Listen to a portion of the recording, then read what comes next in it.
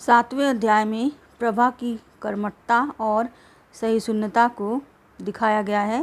साथ ही लेखक ने प्रभा के द्वारा पर्दा प्रथा का विरोध भी करवाया है। दूसरे दिन समर के मन में खुशी के भाव थे, क्योंकि वह प्रभा के सामने झुकने से बाल बाल बच गया था। खाना खाते समय उसने भाभी से पूछा कि उन लोगों ने प्रभा को मायके से क्यों बुलाया है। 3 महीने की तो बात थी, क्या वे नहीं चाहते कि वह इंटर में पास हो जाए।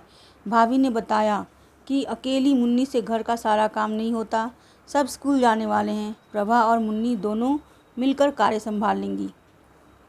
अम्मा जी भी प्रभा से कोई ज़्यादा खुश नहीं हैं, क्योंकि उसने मायके जाकर हमारे परिवार के विरुद्ध जैसी बातें कही हैं, सब अमर ने आकर बताई।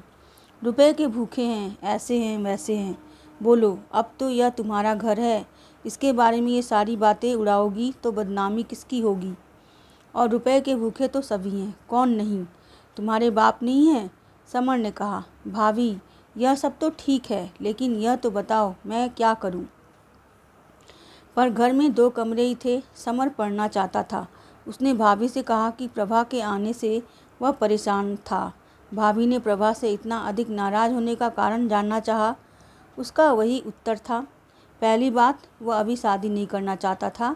दूसरी, उसे प्रभा की सूरत से नफरत थी। दूसरों के कहने से वह उसे पसंद नहीं कर सकता था। भाभी ने व्यंग्य की भावना से कहा, पता नहीं तुम्हें क्यों पसंद नहीं है। मुन्नी बीबी और अम्मा जी यूँ भले ही नाराज हों, लेकिन कहती यही हैं कि घर में ऐसी सुंदर बहू ही नहीं आई। भाभी ने यह भी बताया कि उसके पिता के अनुसार उन्होंने उसकी पढ़ाई लिखाई, गाना तथा बाजा सिखाने, सिलाई कढ़ाई सिखाने में लगभग 20,000 रुपये खर्च किए थे। कॉलेज जाते समय समर के मन में विचार आया कि जब सब प्रभा को इतना सुंदर बताते हैं तो उसे एक बार देख लेना चाहिए, पर उसने कमज़ोर करने वाले उस विचार को दबा दिया। वह सोचता था कि वह साधारण छात्रों की तरह नहीं है। वह खूब पढ़कर कुछ बनना चाहता था। उस दिन वह खुश था। प्रभा भी उसके कमरे में नहीं सोई। मुन्नी उसके पक्ष में थी। शायद प्रभा उसी के साथ सोई हो। समर उसकी उपेक्षा का सबक उसे सिखाने का उपाय सोचता रहा। अपने माता पिता की अकेली संतान पढ़ी लिखी प्रभा को बर्तन मांजते देखकर उसे बड़ा संतोष हुआ। उसे लग रहा था कि उसका बदला स्वयं ही लिया जा रहा है। घर वाले उसके बने खाने में मीन मेख निकालते तो वह खुश होता। बस मुन्नी सदा उसके साथ होती। भाभी ने सबकी आशा के विपरीत एक प्यारी सी पुत्री को जन्म दिया। घर में कहा गया, लो पहली डिग्री आ गई घर में। समर बड़ा खुश था, क्योंकि घर में काम करने वाली एकमात्र प्रभा थी। उसका काम बढ़ गया था। इस तरह उसके घमंड पर आघात होगा। अम्मा बाबूजी लड़की के हाथ का बना खाना खा नहीं सकते थे, अतः सारे काम का बोझ उस पर था। नामकरण के दिन 30-40 लोगों का खाना उसे ही बनाना था। प्रभा पर्दा नहीं करती थी। माँ बाबूजी को यह अच्छा नहीं लगता था। माँ ने उसे समझाया कि हमारे घर में पर्दा प्रथा है, पर उसने एक भी बात नहीं सुनी। भाई साहब ने भी एक आध बार समर से कहा था कि वह बहू को पर्दा करने के लिए समझाए।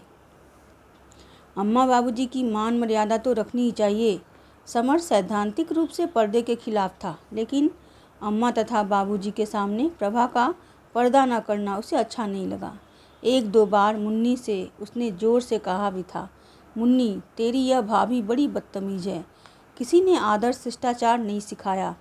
प्रभा ने उस बात पर गौर नहीं किया और धीरे धीरे घर वालों को ही समझौता करना पड़ा। प्रभा घी अधिक खर्च करती थी। घर वाले इसमें भी मीन मेख निकालते थे।